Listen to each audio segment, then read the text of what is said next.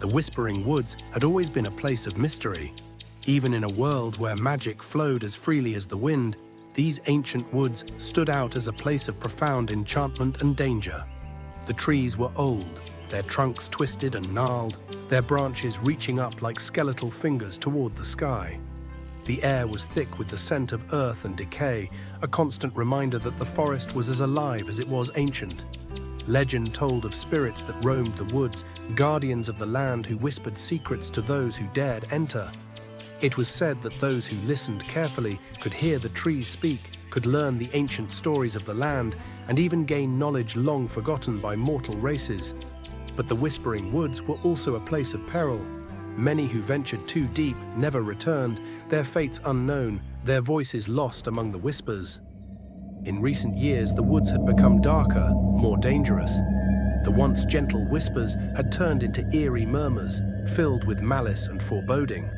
The trees seemed to close in on themselves, their branches weaving a dense canopy that blocked out the sun. And then there was the curse.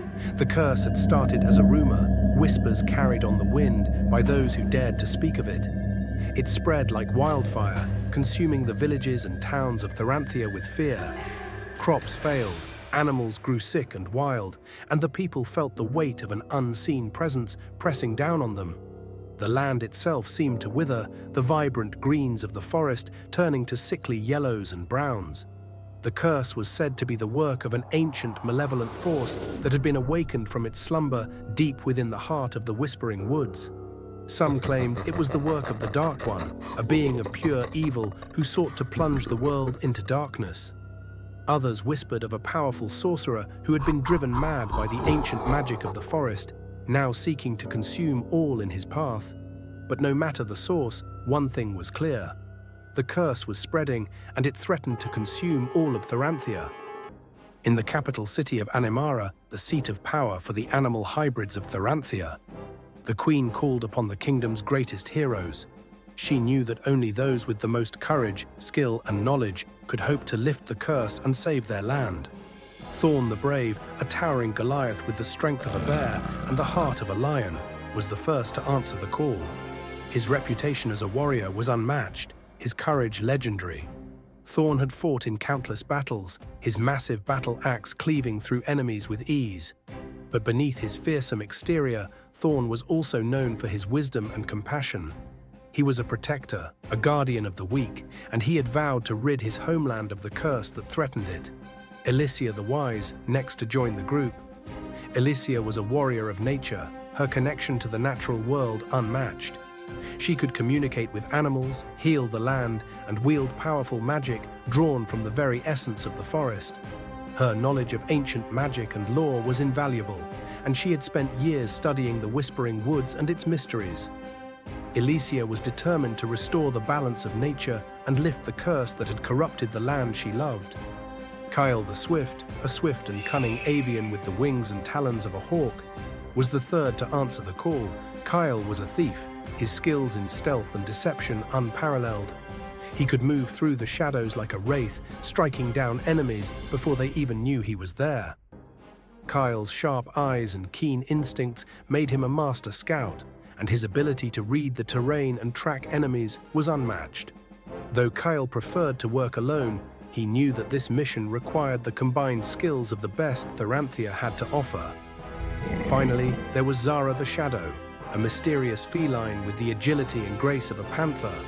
Zara was an assassin, her blades swift and deadly. She moved with the silent precision of a predator, her every movement calculated and controlled. Zara was known for her cold efficiency, but those who knew her best understood that she was driven by a deep sense of justice. She had seen the effects of the curse firsthand, and she would stop at nothing to bring down the one responsible. Together, these four heroes formed a formidable team, each bringing their unique skills and knowledge to the mission. They knew that the journey ahead would be perilous, but they also knew that failure was not an option. The fate of Thoranthia rested on their shoulders. The heroes set out from Animara at first light, their journey taking them through the rolling hills and dense forests of Thoranthia. The land was eerily quiet, the usual sounds of birds and animals replaced by an unnatural stillness. The further they traveled, the more they could feel the oppressive weight of the curse. As they approached the edge of the Whispering Woods, the air grew colder, the trees taller and more twisted. Thorn led the way, his massive frame cutting through the underbrush with ease. Elysia walked beside him, her antlers glowing with a soft light as she communed with the spirits of the forest. Kael and Zara moved through the shadows, their sharp eyes scanning the surroundings for any sign of danger. The entrance to the Whispering Woods was marked by two ancient stone pillars, their surfaces covered in moss and ivy. The pillars were inscribed with runes in a language long forgotten, their meaning lost to time. Elysia paused before the pillars, her hand tracing the runes as she muttered a quiet incantation. "These runes speak of an ancient power," she said, her voice barely above a whisper. "A force that predates even the oldest of the forest spirits. We must be cautious." Thorn nodded, his grip tightening on the hilt of his axe. "We'll need to stay close and watch each other's backs. The curse is strong here. I can feel it." Kael's eyes narrowed as he scanned the dense foliage ahead. "There are eyes on us. I can feel it too." Zara moved silently beside him, her hand resting on the hilt of her dagger. "Then we should move quickly. The longer we stay out in the open, the more vulnerable we are." The heroes stepped through the pillars and into the Whispering Woods. The change in atmosphere was immediate. The air was thick with the scent of decay, the trees closing in around them like the bars of a cage. The whispers grew louder, the voices indistinct but filled with malice. Elysia led the way, her magic guiding them through the twisting paths of the forest. The ground beneath their feet was uneven, the roots of ancient trees snaking across the path like veins. Thorn's heavy footsteps echoed through the forest, a stark contrast to the silence of his companions. As they ventured deeper into the woods, the whispers grew louder, the voices taking on a more sinister tone. Shadows moved at the edge of their vision, figures flitting between the trees, always just out of sight. The forest seemed alive with a malevolent energy, the trees themselves appearing to watch the heroes as they passed. "Stay alert," Thorn warned, his eyes scanning the surroundings. "Whatever's out there, it's watching us." Kael nodded, his talons flexing as he prepared for any threat. "I don't like this. It's too quiet, too deliberate." Elysia paused, her eyes narrowing as she focused on the whispers. "These voices, they aren't just spirits. There's something else here, something darker." Zara's ears twitched as she listened to the whispers. "They speak of death, of blood. The curse has twisted them, turned them against the land." The heroes pressed on, the tension in the air growing with each step. They could feel the curse pressing down on them, a heavy weight that seemed to sap their strength. But they knew they had to continue. The fate of Thoranthia depended on it. As the heroes ventured deeper into the Whispering Woods, the shadows grew thicker, the air colder. The trees towered over them, their branches forming a dense canopy that blocked out the light. The whispers grew louder, more distinct, filling the air with a sense of dread. Suddenly, the ground beneath their feet trembled, a low rumble echoing through the forest. Thorn raised his axe, his eyes scanning the surroundings for any sign of danger. Elysia's antlers glowed brighter, her magic reaching out to sense the source of the disturbance. "Something's coming," Kael muttered, his wings twitching with unease. "I can feel it." Zara drew her daggers, her eyes narrowing as she scanned the shadows. "We're not alone." Before they could react, the ground erupted beneath them, sending dirt and debris flying through the air. From the earth emerged a group of thralls, their twisted forms barely recognizable as once-living creatures. Their eyes glowed with a sickly green light, their bodies covered in dark, pulsating veins. The thralls let out guttural growls as they advanced on the heroes, their movements jerky and unnatural. Thorn let out a battle cry, charging forward with his axe raised high. He brought the weapon down with a mighty swing, cleaving through the first thrall with ease. Elysia raised her staff, her magic surging through the air as she called upon the spirits of the forest. Vines erupted from the ground, wrapping around the thralls and holding them in place. But the thralls were strong, their unnatural strength allowing them to break free of the vine's grip.